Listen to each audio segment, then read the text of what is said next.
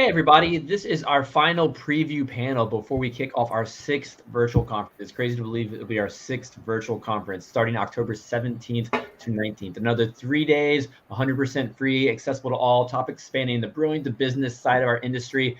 Today, I am joined by several of those who are willing to hop on that virtual stage and share their knowledge and insight. And Chris, because you are to the right of me, tell everybody a little bit about who you are, what you do, and what you're going to talk about next week.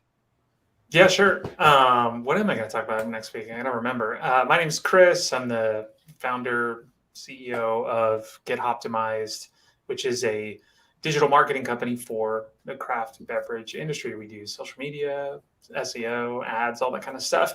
And next week, I'm going to be giving a presentation on like the fundamental digital marketing strategy for a brewery. So we're going to cover all sorts of topics related to structuring your marketing strategy, whether you're starting out or, midway through your brewing or your company process. This would be good for you to check out. I'm excited to learn from you next week. Meg, you're up. It's been great to connect recently.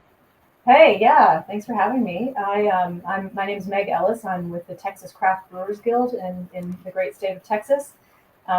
We are working on the Royal We. I'm working on a presentation which is, here's my spoiler alert, a shameless plug for craft brewing professionals to get involved with their state guilds, the BA, their local communities, whatever speaks to your heart and soul and makes you feel fulfilled.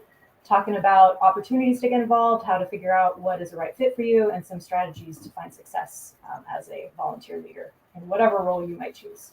I know I was super excited when I saw your proposal come through, and I'm even more excited to learn next week. So thanks again for submitting that. Looking forward to that talk.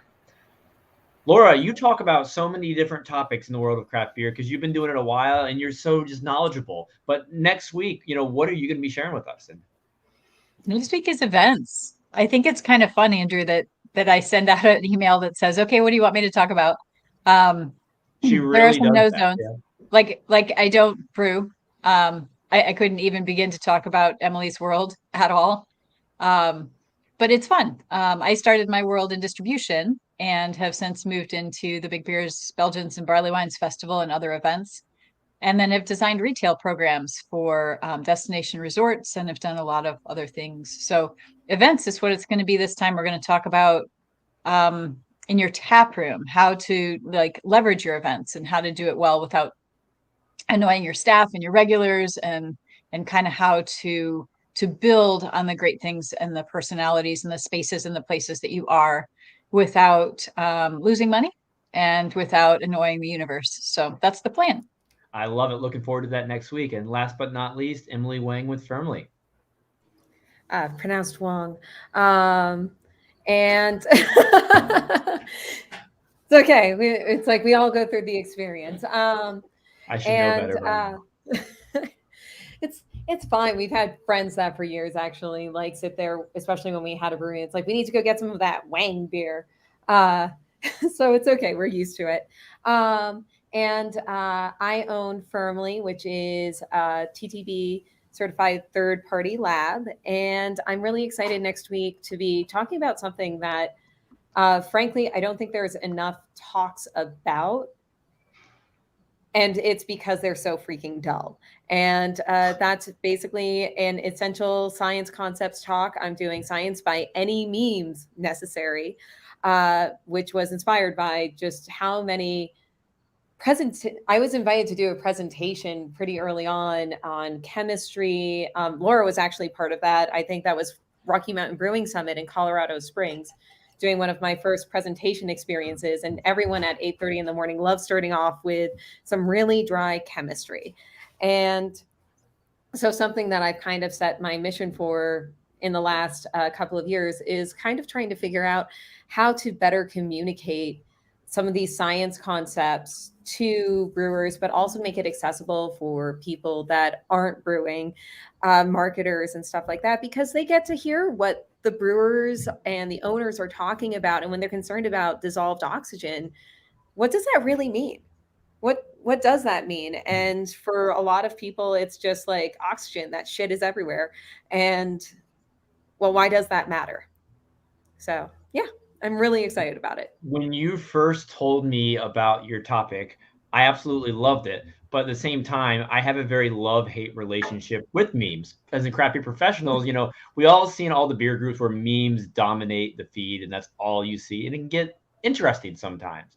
But your approach, I think, is extremely valuable because it's going to be taking concepts that might be hard to understand and making them really approachable. And I think that's one of our goals in CBP is making education approachable to all. So what are your goals, once more through your presentation, Emily, and, how we can use, images like memes to convey more complicated concepts? Well, I've been actually testing it out for a while on our Instagram page by taking those higher level science papers because nobody really sits there and says, you know what, I want to read a scholarly article that has been peer reviewed and cited several times about the minutia of Brettanomyces and how they are the perfect yeast to survive the apocalypse. Yeah, great catchy title, but when you actually dig into it, it's going to probably be extremely dry. And how does this really apply to me? And trying to figure out how to make those approachable. Memes actually have been a great way to kind of get more people interested and I've had people reach out to me and they're like, hey, I really enjoyed this article that I would not have actually paid attention to if it hadn't been for seeing this particular meme. Like I created one with the Terminator and the crying little girl, and it was just like the stuck louder and me not considering the viscosity of my ingredients, which is absolutely something that people get stuck with. And it's kind of funny to think about it, but it's like, how do we address viscosity and who actually cares about what that means? So If you last hear question somebody, for you about yeah. memes. Are you spending more time on the creative meme side of this project or the technical expertise? It's just a challenge to get into the right headspace. So I kind of started off by working on our own social media and getting that kind of revved up by going through other scientific articles like I have been and seeing what kind of inspiration I draw from that. And usually once I get into that headspace, it kind of just keeps flowing. Like I did several for GABF, and some of them were like pretty accurate, pretty funny. And then others were just absolutely absurd. But it's all stuff that we actually think about, and it's just how do we connect that to something in kind of an abstract way? Because you can't just sit there and be like, oh, I'm going to create a meme today. And it's like, cool, where are you going with this? What's driving you? Why are you? And There has to be that inspiration. I don't know. Oh yeah, you have to really kind of ride the buzz. Think of it kind of like, you just have to have a couple of good drinks and then you have to go through and edit sober. I like it. You're making information easily accessible and easy to digest. Chris, wearing your marketing hat, what are your thoughts on using memes as, say, informational mechanisms or, taking simpler approaches to marketing that can be easily digestible to fans? Well, I'm looking at your Instagram right now, by the way, and checking out some of these memes that are very funny. And I think that like they're inside jokes for, a certain group of people, a certain niche. And that's really how memes work and why they work. Because it's kind of like this little inside joke with people who know what it is. And in order to make a good meme, you have to be on the inside. You have to understand how your audience is talking. You have to understand what's funny about a situation. And there's a little bit of mix in there of like, all right, we got to come up with a relevant meme that is at least being populated right now. And some brands do a really good job of it. Some brands miss the mark. Some brands I think are like, way too much salt on it. Like if they're making a dish, like way too much salt in their feed or in their marketing there. It's like, oh, memes are cool. Let's use memes all the time. And it's like, okay, well, maybe that's not right for you. I see sometimes brewery accounts where it's like meme. And it's like, okay, some of these are really funny, but like, what about your beer that you're selling? Can we talk about the beer a little bit in place of some of these memes? And so it's easy to get a little carried away, but there is certainly something to a tactic of saying, hey, look, we have a topic that's complicated or not very interesting at first sight, like it's in-depth technological articles or in-depth information. Let's make it a little more easy to digest. Let's make it a little bit more funny. Let's bring some humor to it. And, it seems like it's working for you, which is awesome. And maybe that'll work for your brand too, if you've got something going on like that. And Chris, when you work with breweries and other brands, are there any simple approaches you've had success with? Not a meme, but something you could compare to just that ease and accessibility? What comes to mind is like the 80-20 rule on your content is, when you're posting about something, it's whatever graphic you're using, it should be like 80% image or photo or graphical piece and 20% text, or whatever you're trying to sell, text overlay, logo, that kind of stuff should really only take about 20% of that image. And when you start applying that rule to your feeds and to your marketing material in general and the stuff you're putting out, like you'd be shocked at how much more engaged your content gets, or how much more engagement it gets. But the 80-20 rule. Yeah. Meg, it's been fantastic watching the growth of craft beer in Texas, because don't take this the wrong way, but historically, when I think like top beer states, Texas isn't always one of the first that comes to mind, but just watching the growth over the past few years and all the great beer that's coming out of Texas, it's been amazing. But when you're growing your craft beer industry in a state, there's a lot of education happening. You're teaching people who might have typically liked big beer, about the values of craft beer. Are there any strategies you, wearing your Texas Craft Brewers Guild hat, have seen or just help implement to help make beer more approachable in Texas? Yeah, thanks for that compliment, because it often feels like Texas is not doing very well in many areas.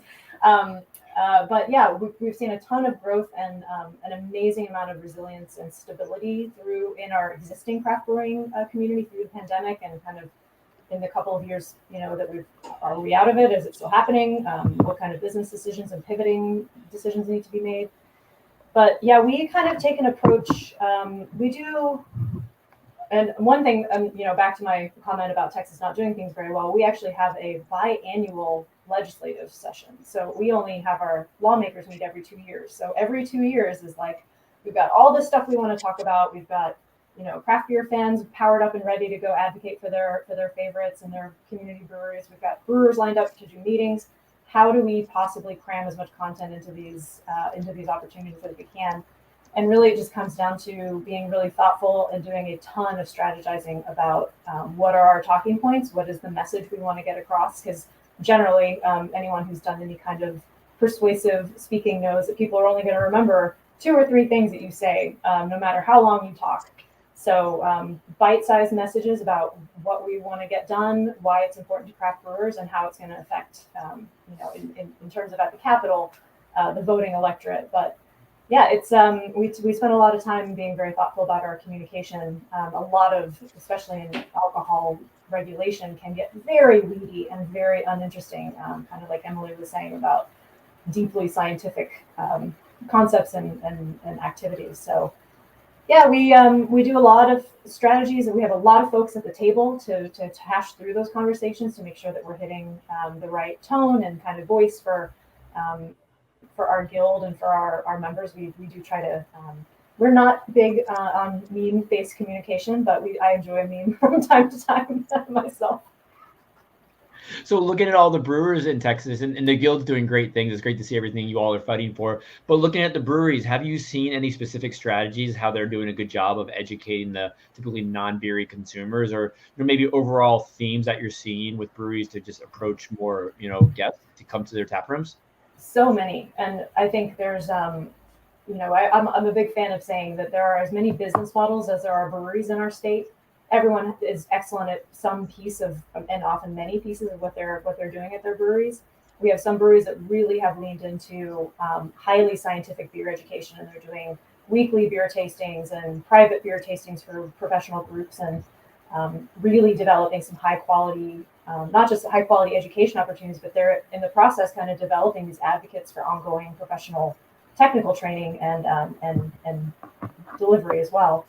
And then other folks really kind of lean into it from a more like, here's our brand. How can we inform what we're doing with our brand and our voice to really kind of drive home why our beers are different in these particular ways that we want to set ourselves apart. So, I think there's, to use a non-PETA approved phrase, there's 1,000 ways to skin a cat.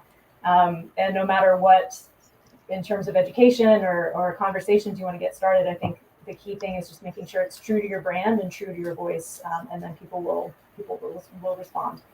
Awesome. Thank you for sharing that. Now, Laura, I mean, continuing along the theme of keeping things accessible, you're going to be talking about events this coming conference. Why are events a great means to make craft beer more accessible to those who might not be terribly familiar? I think there's about 1,000 ways to slice that one. You can go in an educational direction and talk about styles, talk about, brewing methods, talk about ingredients, or you can really go for, common interests. I worked with a brewery through the Brewers Association mentorship program that was all pet based.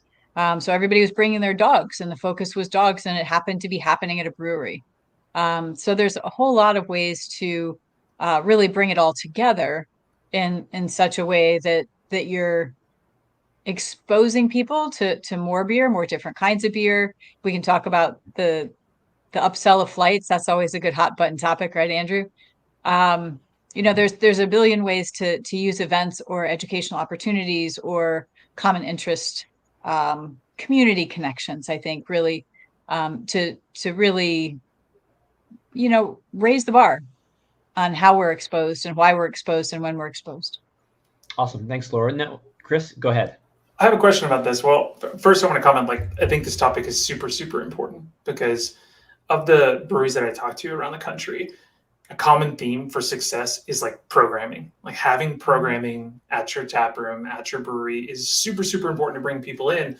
But sometimes it's hard to figure out what program we're going to do. What are we going to try? Is it trivia night? Is it tastings? Is it what? And sometimes it takes extra manpower and coordination to risk it on some kind of what you think is a traditional event, like music, for example. You got to hire talent. It's hard to pull that off and to make it work. But some of the things you guys are talking about are making me think well, maybe there's a way to have programming at your tap room that is things that you're already doing. A tasting is something that is, you don't need to hire a music talent to pull that off. You could talk about the scientific pieces of the things you're putting together in the brewery or in the beer and so on and so forth. I wonder, the question I have is can you think of any programming examples that don't require hiring a musician or bringing in a third party trivia night person or that kind of stuff that maybe you have experience with? Jump in, Meg. What you got? My first plug, guilds are great at connecting people to exactly this type of thing. We recently have been exploring doing more internal network kind of education and programming. And we have some allied trade members who are the folks like y'all, get Hoptimized, start a brewery, Fermly, who have expertise and just need a platform to deliver it to people. So I would say, don't forget the ability of your state guilds to kind of connect those dots for you, whether you are a information provider or someone who needs something kind of ongoing in a tap room or public setting. Or private, internally, if you want to do some staff development, professional development is super key, as this group is a cherry pick to know best. Well, it kind of makes me also wonder about what happened in New Jersey with how they have that limitation on how many events they can have. And honestly, that it's basically they ended up having a guild split, and that caused so much issue. And it's just really fascinating because it's how do you do your programming in your tap room when you have these limitations? How do we operate in them?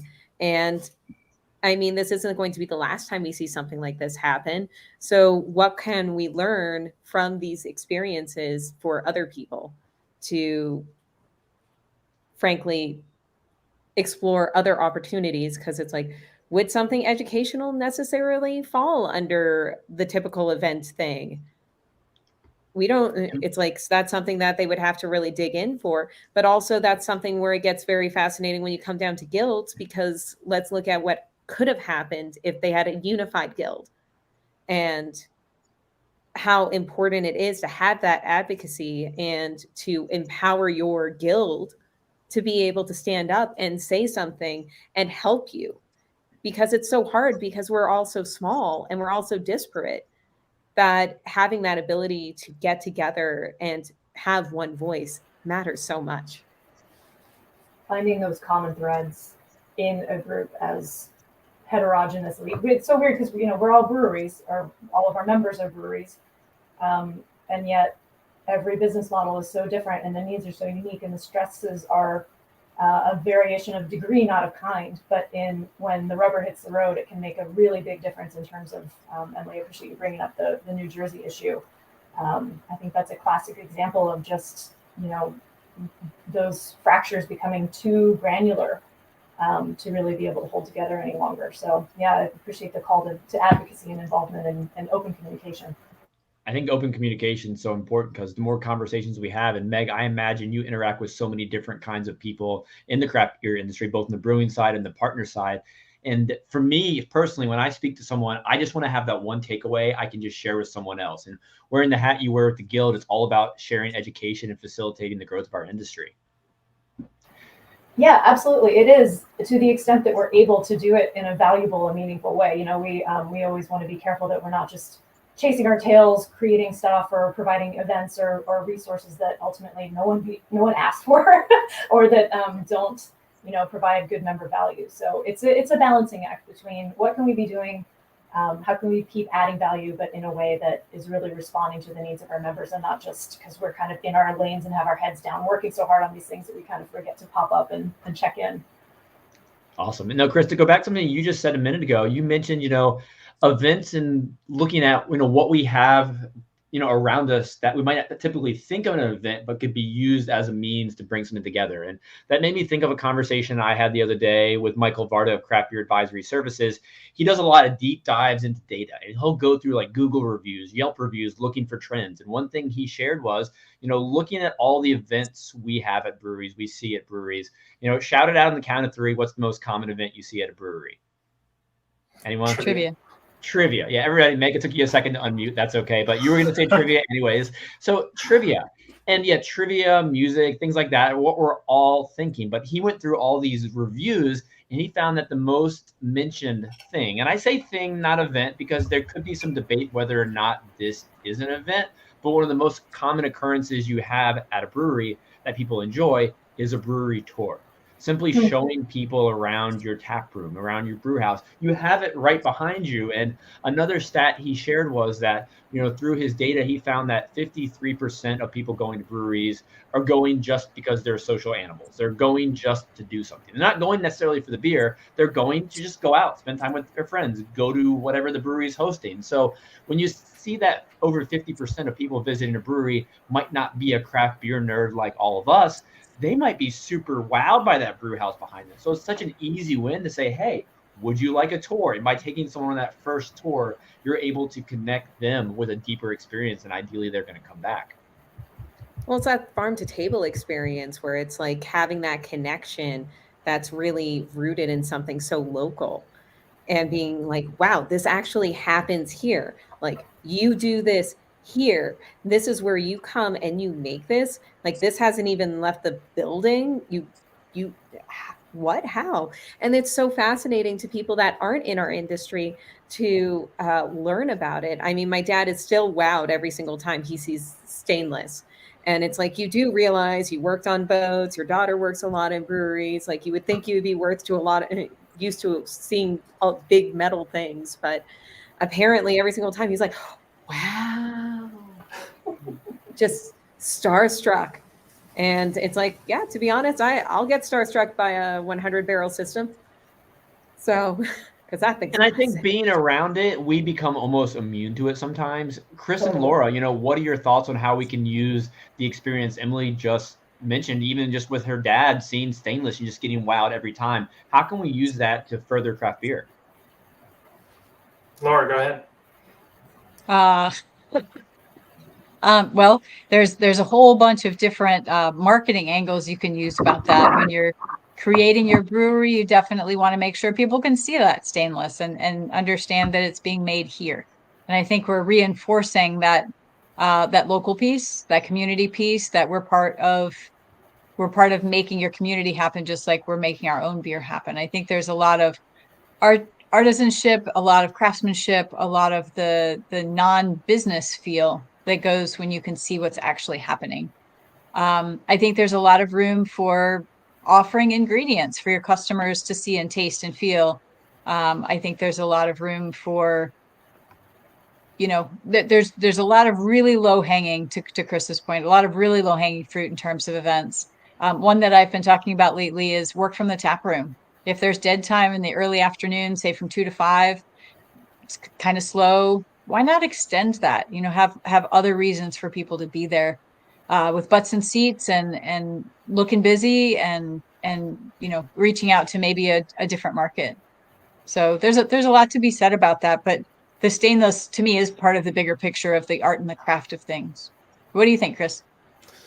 Well, what I was thinking of is that when you can point your marketing campaigns in a direction, and what I mean by that is like towards a specific thing that you can quantitate and say, yep, we got this many tours booked, or this is how busy that particular co-working event is. You can kind of justify your marketing spend a little bit easier, as opposed to how many beer sales do we make and how do we justify our overall branding and advertising to the quantity of beer sales. It starts to get complicated and hard with measuring all that. But when you have certain actions or certain things you can really tie to marketing that are that specific, that gets fun. It's like at that point, so let's just turn on the gas on what's working and let's build a little contact form on our website to drive traffic to from Facebook and Google or whatnot. And now we've got a little bit of numbers that we can tie to marketing, and we can feel more confident in what we're doing there. So this is making my mind go, because I literally am having this conversation right now with a client. I'm like, man, this is perfect. I didn't even think about it. It's blowing my mind. It's the opportunities that are out there, and it's helpful. So thank you. Are you One of thinking our- more speaking so of like in brewery the work from tours- tap room? Oh, sorry, Meg, go ahead. That's okay. I was just going to say, one of our brewery members in Houston started doing a monthly bilingual tour in English and Spanish. And that tour has been sold out for months now. Like they thought like, oh, maybe we can get some Spanish speaking folks in here. And they had no idea the market and the interest that they were tapping into. So just don't underestimate the ability to tap into those kind of local, sub communities. That's a fantastic idea. Yeah, making things accessible. Going along with that, I really appreciate all of you, because you all, took the time to submit proposals for this virtual conference, because not everybody gets to go to breweries every day. Not everybody has the opportunity to go to these conferences halfway across the country. For you all on a personal level, why is putting out your insight and experiences something you want to do? I just want to help. Trivia on 3. I want to help. Ultimately, I love the entrepreneurial spirit that exists with business owners, and craft beer is such a great example of that. And whenever I see that, I'm like, let's do whatever I possibly can, almost to my detriment. It's like I could make more money if I was more ruthless, I'm sure. But so let's help you. Let's figure out how to help you, find some success with this business so you can achieve your dreams, and that's going to make me happy. So this virtual conference kind of thing is just an arm off of that, and allows me to do it at scale. Do you get nervous for a virtual conference, Chris? No, not anymore. But you did initially? I used to, we were talking offline before the thing started. Meg was talking about, past lives where, being nervous before speaking. And, I used to in high school, and then, I went to college and just kind of decided I wasn't going to be that way anymore, and got better at speaking. And then it's just one of those things, the more you practice, it's more nerve-wracking to get in front of a whole group of people, but I'm better about that too. Virtual is, I do this all day. This is how I communicate to clients all day, because we have people nationwide. So it's like, all right, whatever, we'll just do one where there's potentially more people watching. Who cares? And just have fun with it. Anyone else want to share, why you're passionate about, sharing all your breadth of knowledge? Yeah, I'll go next, because I think I already hinted at it. I'm obviously very interested in empowering some folks to envision themselves in industry leadership. I think, it's not specific to our industry, but a lot of times people think like, oh, someone else is going to take that on, or I'm not ready yet, or, what do I know? What do I have to contribute? So I think, kind of keeping those cycles going. We've all been in a place where we've benefited from someone else taking the reins and demonstrating leadership, and just kind of, completing the cycle for the strength and betterment of our industry. But also because I guess it's kind of in my DNA. My parents were always folks who were on the PTA and, running for different positions. Nothing as official as like a publicly elected office or anything, but it certainly demonstrated to me at a young age that was something achievable, and I've always held like some kind of office or leadership position, I think, for pretty much most of my life. Tina Fey said in I think an Oscar award speech, she said, "I'm blessed that my parents gave me confidence beyond my abilities. So if my confidence beyond my actual abilities can help, other people find themselves to leadership positions, and I think we're all better off. That's a great quote, because if you are confident, you'll probably put yourself in situations where you'll learn something, and that confidence will get backed by actual experience where you feel more comfortable. There it is. Yep. Yeah, I love it. Thanks for sharing that. Laura, how about you? Out of all the people I know in the industry, you are so passionate about educating other people. And, right now with Start a Brewery, giving potential future brewery owners or someone looking to grow the skills to be more successful. Why has this become your mission? Well, I was going to say that the mission of Start a Brewery is this. I think I think all of this stems back from my experience with distribution. And I was working with my brother. He owned a distribution company. And the idea that the brewers didn't understand what we were doing on the distribution tier, didn't understand how to work with us, didn't understand that partnership piece could really be beneficial for everybody. If you have a great partnership with your distributor, then everybody wins. You're gonna sell more beer, you're gonna make more money, and you can just do best practices across the board, because that relationship makes all the difference. And so I think that really started me on the journey of how to share what we were doing in the distribution tier with brewers, which is why I wrote Distribution Insight for the Craft Brewer. But it's kind of carried through with other things, the educational pieces of big beers. It's I don't know. I love that aha moment. I love setting up an opportunity for people to learn and share what they're really good at and what they love. And that's what I love about craft beer too. It's the people. Everybody from farmers to physicists, we're all kind of in the same boat in the same world, and it's really neat to share what we're passionate about and how that can help lift somebody else up. We have contributors in Start a Brewery that aren't interested in additional business. They're literally just paying back the industry that has been good to them. And we have some that are starting brand new businesses, and they're excited to have any referrals that come their direction. But the core really commonality of all of our contributors is that willingness to help other people. And I think kind of that co-purpose of lowering the barrier to entry for those who don't have those mentors and don't have that brewery around the corner and don't have that uncle that can help finance their dream. I think all of that just feels good, and it's fun. And if there are people who need it, who are benefiting from it, and if we can make this industry a better place, why not do that? So there's the long answer. Sorry about that. I love it.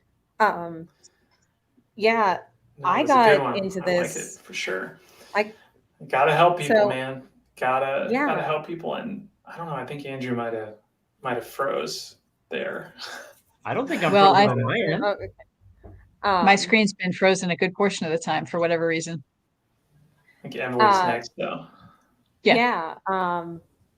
So amusingly, I actually grew up having a really bad speech impediment, and I got made fun of for years.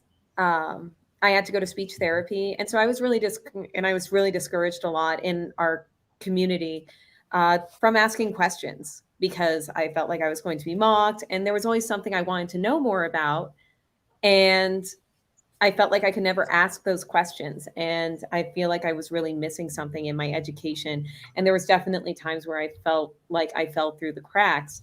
And so, fast forward to now, years later, and it's like I have learned how to use my voice and how to speak and how to ask those questions, and realizing that there's so many other people that have those questions, but nobody's willing to actually put themselves out there and answer them. And part of it also, as a woman in this industry, part of it is that you feel like you're going to be told that you're wrong. And I've spoken at things, and then I've had people come up to me and say, "Oh, I didn't learn that at Siebel." And it's like, okay, that's great. But this is something I'm pulling from the actual Brewers Association and multiple peer-reviewed articles. Siebel doesn't cover the full breadth of science and education, and the fact that it's constantly evolving, but also maybe you forgot some of your basic concepts. And being able to come out and speak on those things and know I'm fairly certain I'm right. I do a lot of research. But I really wanted to bring more education to the community. And so this year I set a goal of 10 public speaking engagements because I did a few last year, and I was like, I feel weak on this skill. So I'm going to put myself out there.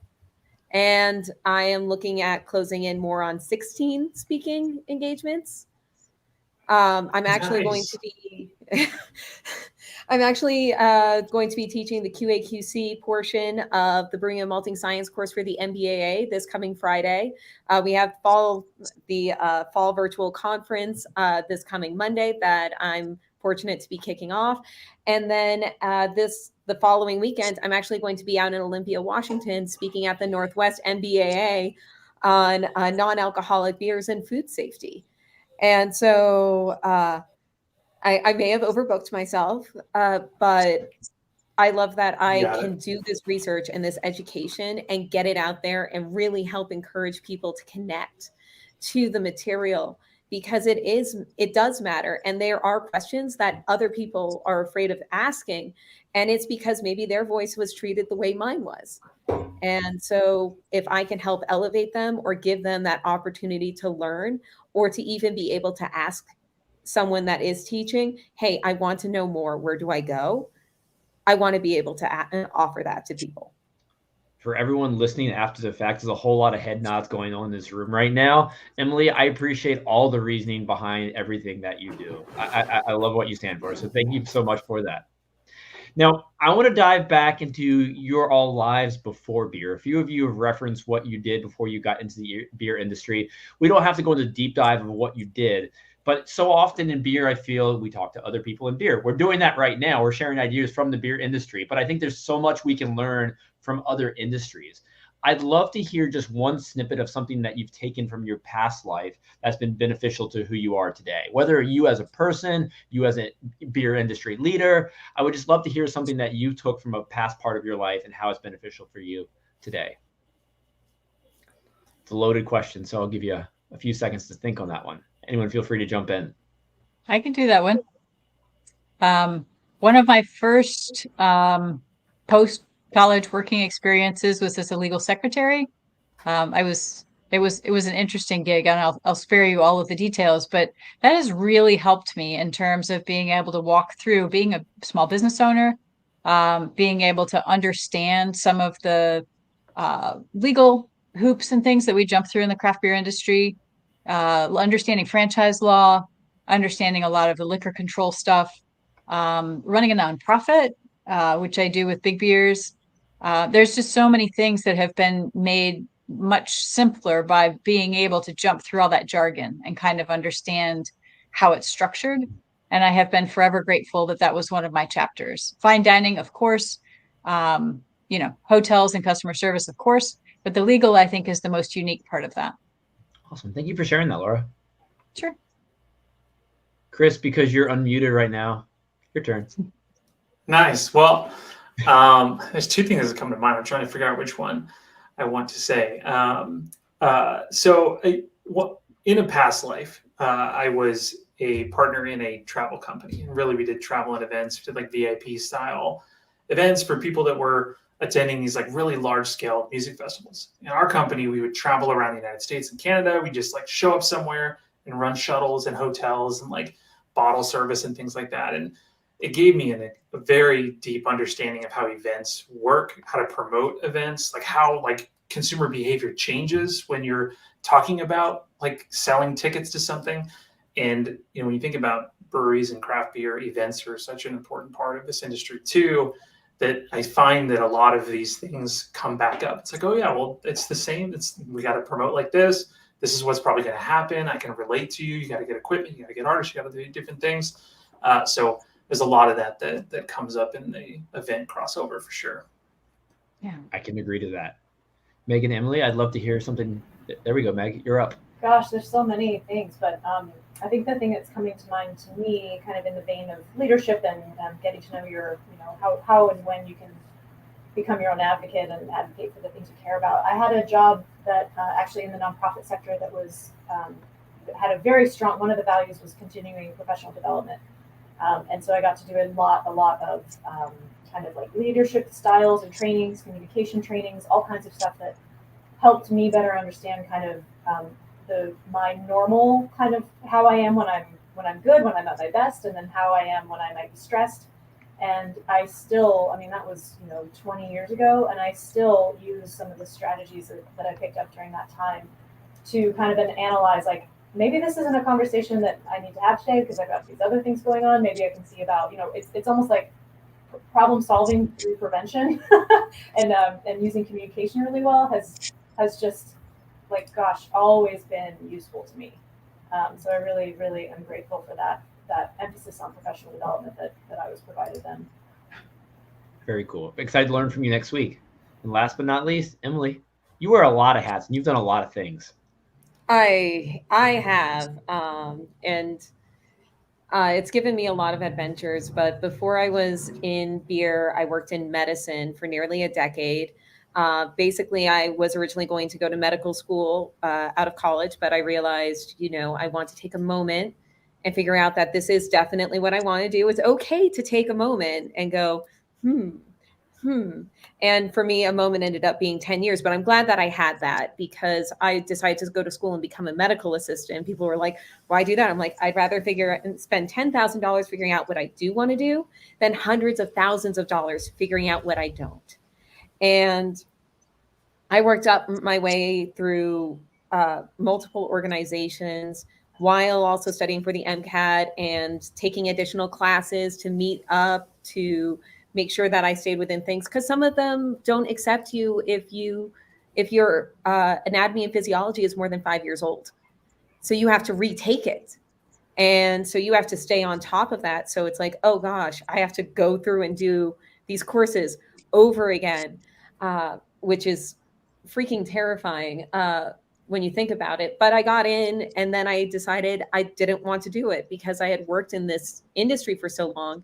And part of the hard part, and probably the worst part for me, was watching patients not getting not only the care that they deserved better. And then they also had all of these questions, and the fact that the doctor would not take the time to educate them. Because if you tell somebody a diagnosis, it is heart-wrenching to just tell them it and not explain more about what it is and what this is going to mean. And some doctors were really great at it, but others was absolutely horrible. And it's just trying to advocate for that and being understanding when somebody doesn't understand, or if you don't have the answer, being willing to sit with them in it.